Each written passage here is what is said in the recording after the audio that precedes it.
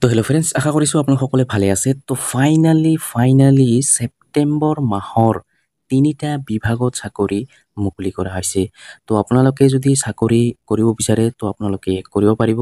তো ছেপ্টেম্বৰ মাহৰ চাকৰি, তো আপোনালোকে যদি এই ছেপ্টেম্বৰ মাহৰ চাকৰি কৰিব বিচাৰে তো আপোনালোকে কৰিব পাৰিব। তো 3টা বিভাগত চাকৰি মুকলি কৰা হৈছে। তো এই 3টা বিভাগত চাকৰি কৰিবৰ কাৰণে আপোনাক এডুকেশ্যন কোৱালিফিকেশ্যন কিমান হ'ব লাগিব, বয়স কিমান হ'ব লাগিব, চিলেকশ্যন প্ৰচেছটো কেনেকুৱা হ'ব, আৰু আবেদন কৰাৰ সময়ত কোনসকল কেন্দ্ৰ কিমান এপ্লিকেশ্যন ফিজ দিব লাগিব, আৰু কেনেকৈ আপোনালোকে আবেদন কৰিব বা কেতিয়াৰ পৰা আবেদন আৰম্ভ হ'ব, কেতিয়ালৈকে লাষ্ট ডেট ৰখা হ'ব, তো সকলো ডিটেইলছ আজিৰ এইটো ভিডিঅ'ত মই আপোনালোকক জনাই দিম। তো ভিডিঅ'টো অলপো স্কিপ নকৰাকৈ প্ৰথমৰ পৰা শেষলৈ চাই থাকিব। আৰু যদি মোৰ চেনেলত নতুন হৈ আছে তেনেহ'লে প্লিজ চেনেলটো ছাবস্ক্ৰাইব কৰিব আৰু কাষত থকা বেল আইকনটো অন কৰি দিব। আৰু এইটো ভিডিঅ' আপোনাৰ বন্ধু বান্ধৱীসকলৰ ওচৰত হোৱাটছআপত, ফেচবুকত যিমান পাৰে আপোনালোকে শ্বেয়াৰ কৰি দিব, যাতে সকলোৱে এই ভিডিঅ'টো চাই এই 3টা চাকৰিৰ বিষয়ে জানিব পাৰে বা এপ্লাই কৰি ল'ব পাৰে। তেন্তে বলক ভিডিঅ'টো আৰম্ভ কৰোঁ। তো ইয়াৰ প্ৰথমটো চাকৰি হ'ল আপোনাৰ DRDO, তো ডিফেন্স ৰিচাৰ্চ এণ্ড ডেভেলপমেণ্ট অৰ্গেনাইজেশ্যনত। তো আপোনালোকে যদি DRDO চাকৰি কৰিব বিচাৰে তো আপোনালোকে কৰিব পাৰিব। তো DRDO JRF ৰিক্ৰুটমেণ্ট 2025, তো ইয়াৰ অৰ্গেনাইজেশ্যন নেম হ'ব আপোনাৰ defence research and development organisation, short form হ'ব আপোনাৰ DRDO। তো পোষ্টৰ নেম হ'ব আপোনাৰ জুনিয়ৰ ৰিচাৰ্চ ফেল'। তো জুনিয়ৰ ৰিচাৰ্চ ফেল' JRF, তো শ্বৰ্ট ফৰ্ম হ'ব আপোনাৰ JRF। তো টোটেল পোষ্ট ইয়াতে আপোনালোকে ভাৰ্চুৱেছ দি আছে। এপ্লাই মোড আপোনাৰ ৱাক ইন, তো আপোনালোকে অনলাইন এপ্লাই কৰিব লাগিব। আৰু ইয়াতে অল ইণ্ডিয়া কেণ্ডিডেটে কিন্তু ইয়াতে এপ্লাই কৰিব পাৰিব, মেল ফিমেল দুটাই। তো ল'ৰা ছোৱালী দুটাই কিন্তু আবেদন কৰিব পাৰিব। তো চেলাৰী আপোনালোকে চাওক ইয়াতে 37,000, তো 37,000 টকা আপোনালোকে পাৰ মান্থ চেলাৰী লাভ কৰিব। তো ষ্টাৰ্টিঙত আপোনালোকে 37,000, 37,000 টকা আপোনালোকে চেলাৰী লাভ কৰিব। তো আপোনালোকে নিশ্চয় গম পালে। তাৰপিছত আপোনালোকে এই চাকৰিটো কৰিবৰ কাৰণে আপোনাক বয়স কিমান হ'ব লাগিব। তো চাগে আপোনালোকে মিনিমাম বয়স আপোনাৰ 18 ইয়াৰ্ছ হ'ব লাগিব আৰু মেক্সিমাম বয়স 28 ইয়াৰ্ছ হ'ব লাগিব, তেতিয়াহে আপোনালোকে আবেদন কৰিব পাৰিব। আৰু লগতে ইয়াতে এজ ৰিলেক্সন লাভ কৰিব। যিসকল SC ST OBC হয় সেইসকল কিন্তু ইয়াতে এজ ৰিলেক্সন লাভ কৰিব। তো তাৰপিছত হয়তো আপোনালোকে এপ্লিকেশ্যন ফিজ হয়তো আপোনালোকে 1 টকা আপোনাক দিব নালাগে, 100% ফ্ৰী জব হয়। তো আপোনালোকক 1 টকা দিব নালাগে, আবেদন কৰাৰ সময়ত আপোনাক 1 টকা দিব নালাগে, ফ্ৰী অফ কষ্ট আপোনালোকে এপ্লাই কৰি ল'ব পাৰিব। তো তাৰপিছত আপোনালোকে এই চাকৰিটো কৰিবৰ কাৰণে আপোনাক এডুকেশ্যন কোৱালিফিকেশ্যন কিমান হ'ব লাগিব। তো এডুকেশ্যন কোৱালিফিকেশ্যন হয়তো আপোনালোকে ইয়াতে কোৱা হৈছে candidate should have passed degree in relevant discipline for recognised university institute. Degree pass কৰা হ'ব লাগিব, তেতিয়াহে আপোনালোকে আবেদন কৰিব পাৰিব। তো আপোনালোকে নিশ্চয় গম পালে। ইয়াৰ পিছত কিছুমান ইম্পৰ্টেণ্ট ডকুমেণ্টছৰ প্ৰয়োজন হ'ব। চাগে আপোনালোকে কি ডকুমেণ্টছৰ প্ৰয়োজন হ'ব। আধাৰ কাৰ্ডখন লাগিব। তাৰপিছত ইয়াৰ পিছত আপোনালোকে ক্লাছ 10ৰ চাৰ্টিফিকেট, মাৰ্কশ্বিট সকলো লাগিব।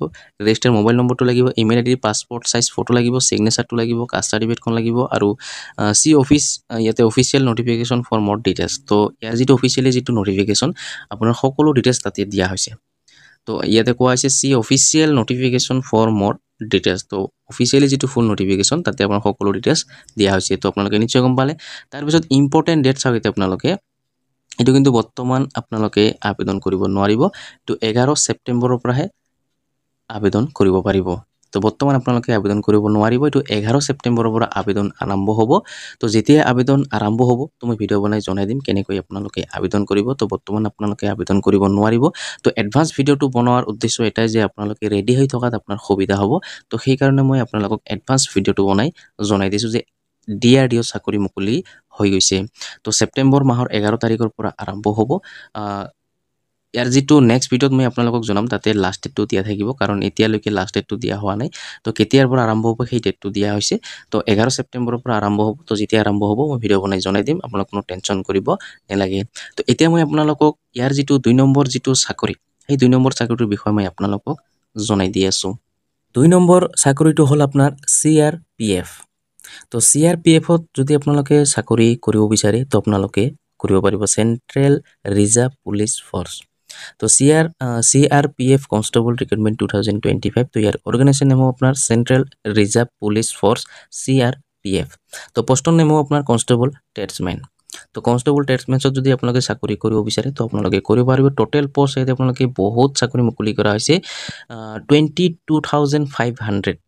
তো 22,500 পোষ্ট মুকলি কৰা হৈছে। তো বহুত চাকৰি মুকলি কৰা হৈছে আৰু এই যিটো জব এই ডিফেন্স জব হয়। তো আপোনালোকে যদি এই চাকৰিটো কৰিব বিচাৰে তো আপোনালোকে কৰিব পাৰিব চেন্ট্ৰেল ৰিজাৰ্ভ পুলিচ ফৰ্চত তো আপোনালোকে কৰিব পাৰিব আৰু এপ্লাই মোড আপোনাৰ হ'ব অনলাইন। তো আপোনাক অনলাইন এপ্লাই কৰিব লাগিব। ইয়াৰ পিছত ইয়াতে অল ইণ্ডিয়া কেণ্ডিডেটে কিন্তু ইয়াতে এপ্লাই কৰিব পাৰিব মেল ফিমেল দুটাই। তো ল'ৰা ছোৱালী দুটাই কিন্তু আবেদন কৰিব পাৰিব সকলো ডিষ্ট্ৰিক্টৰ পৰা। তাৰপিছত চাগে আপোনালোকে চেলাৰী চাগে আপোনালোকে ইয়াতে চেলাৰী 21,700ৰ পৰা লৈ 69,100 লৈকে পাৰ মান্থ চেলাৰী লাভ কৰিব লেভেল 3। তো ইয়াতে চেলাৰী কিন্তু আপোনালোকে যথেষ্ট লাভ কৰিব, আপোনাক কোনো টেনশ্যন কৰিব নালাগে। দৰমহা আপোনালোকে 21,700ৰ পৰা লৈ 69,100 লৈকে পাৰ মান্থ চেলাৰী লাভ কৰিব। তাৰপিছত আপোনালোকে চিলেকশ্যন প্ৰচেছ। তো চিলেকশ্যন প্ৰচেছটো আপোনাৰ কেনেকুৱা হ'ব? তো চিলেকশ্যন প্ৰচেছ হৈছে আপোনালোকে PMT টেষ্ট হ'ব, PET টেষ্ট হ'ব, CBT এক্সাম হ'ব, মেডিকেল টেষ্ট হ'ব আৰু DB হ'ব, ডকুমেণ্টছ ভেৰিফিকেশ্যন হ'ব। তাৰপিছত চাগে আপোনালোকে CRPFৰ কনষ্টেবল যিটো আপোনাৰ এক্সাম যিটো এক্সাম পেটাৰ্ণটো আপোনাৰ কেনেকুৱা হ'ব? চাগে আপোনালোকে কি ছাবজেক্ট আহিব, কোনটো ছাবজেক্টত কিমান কুৱেশ্যন হ'ব, কিমান মাৰ্ক হ'ব। তো চাগে আপোনালোকে ছাবজেক্টসমূহ চাগে ইয়াতে ইংলিছ আৰু হিন্দী। ইংলিছ আৰু হিন্দীত 20 কুৱেশ্যন হ'ব, 40 মাৰ্ক হ'ব। মেথছত 20 কুৱেশ্যন হ'ব, 40 মাৰ্ক হ'ব। জিকেত 20 কুৱেশ্যন হ'ব, 40 মাৰ্ক হ'ব। ৰিজনিঙত 20 কুৱেশ্যন হ'ব, 40 মাৰ্ক হ'ব। তাৰপিছত ইয়াত টোটেল আপোনাৰ 80 কুৱেশ্যন হ'ব, 80 কুৱেশ্যন হ'ব আৰু 160 মাৰ্ক হ'ব। তো আপোনালোকে নিশ্চয় গম পালে কি কি ছাবজেক্ট আহিব আৰু কোনটো ছাবজেক্টত কিমান কুৱেশ্যন হ'ব, কিমান মাৰ্ক হ'ব, আপোনালোকে নিশ্চয় গম পালে। এতিয়া আপোনালোকে এই চাকৰিটো কৰিবৰ কাৰণে আপোনাক বয়স কিমান হ'ব লাগিব? তো এজ লিমিট চাগে আপোনালোকে 18 ইয়াৰ্ছৰ পৰা লৈ 25 ইয়াৰ্ছৰ ভিতৰত হ'ব লাগিব, তেতিয়াহে আপোনালোকে আবেদন কৰিব পাৰিব জেনেৰেল কেণ্ডিডেটসকলে। আৰু ইয়াতে এজ ৰিলেক্সন লাভ কৰিব যিসকলে SC ST OBC হয়, সেইসকল কিন্তু ইয়াতে এজ ৰিলেক্সন লাভ কৰিব। তো আপোনালোকে নিশ্চয় গম পালে। তাৰপিছত এপ্লিকেশ্যন ফিজ চাগে আপোনালোকে ইয়াতে আপোনালোকে জেনেৰেল আৰু OBC কিনসকলক 100 টকা পে'মেণ্ট কৰিব লাগিব আৰু SC ST কিনসকলক 1 টকা দিব নালাগে, ফ্ৰী অফ কষ্ট আপোনালোকে এপ্লাই কৰিব পাৰিব। যিসকল জেনেৰেল আৰু OBC হয় সেইসকলক 100 টকাকৈ পে'মেণ্ট কৰিব লাগিব। পে'মেণ্ট মোড আপোনাৰ অনলাইন হ'ব। Debit card, net banking, credit card এইবোৰতে কিন্তু আপোনালোকে পে'মেণ্ট কৰিব পাৰিব। তো আপোনালোকে নিশ্চয় গম পালে।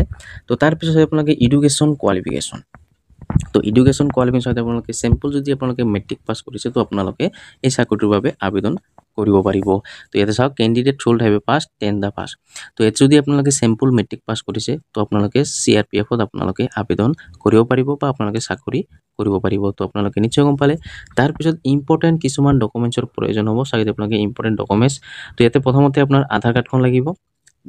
তাৰপিছত আপোনাৰ ক্লাছ 10ৰ মেট্ৰিক পাছৰ আপোনাৰ চাৰ্টিফিকেট মাৰ্কশ্বিট লাগিব, ৰেজিষ্টাৰ মোবাইল নম্বৰ লাগিব, ইমেইল আইডিটো লাগিব, পাছপোৰ্ট চাইজ ফটো লাগিব, ছিগনেচাৰটো লাগিব, কাষ্ট চাৰ্টিফিকেটখন লাগিব আৰু অফিচিয়েল নটিফিকেশ্যন ফৰ মোৰ ডিটেইলছ। তো ইয়াতে ইয়াৰ যিটো অফিচিয়েলি যিটো ফুল নটিফিকেশ্যন তাতে আপোনাৰ সকলো ডিটেইলছ দিয়া থাকিব। তো আপোনালোকে আবেদন কৰাৰ আগত আপোনালোকে ইয়াৰ যিটো অফিচিয়েলি যিটো নটিফিকেশ্যন সেইটো আপোনালোকে ভালকৈ চাই ল'ব। তো আপোনালোকে নিশ্চয় গম পালে। তো এতিয়া কথা হ'ল আপোনালোকে এইটো কিন্তু বৰ্তমান আবেদন আৰম্ভ হোৱা নাই। তো এইটো মাহতে আবেদন আৰম্ভ হ'ব, কিন্তু বৰ্তমান আবেদন আৰম্ভ হোৱা নাই। তো যেতিয়া আবেদন আৰম্ভ হ'ব মই ভিডিঅ' বনাই জনাই দিম, আপোনাক কোনো টেনশ্যন কৰিব নালাগে। চেনেলটো যদি ছাবস্ক্ৰাইব কৰা নাই তো সোনকালে চেনেলটো ছাবস্ক্ৰাইব কৰি কাষত থকা বেল আইকনটো অন কৰি দিব, কাৰণ যেতিয়া ভিডিঅ'টো আপলোড কৰিম সবৰ প্ৰথম চাব পাৰিব, সবৰ প্ৰথম আপোনালোকে এপ্লাই কৰি ল'ব পাৰিব। তো আপোনালোকে নিশ্চয় গম পালে। তো এতিয়া মই আপোনালোকক শেষৰ যিটো 3 নম্বৰ যিটো চাকৰি সেই চাকৰিটোৰ বিষয়ে মই আপোনালোকক জনাই দি আছোঁ। তো 3 নম্বৰ চাকৰিটো হ'ল আপোনাৰ দিল্লী মেট্ৰ'।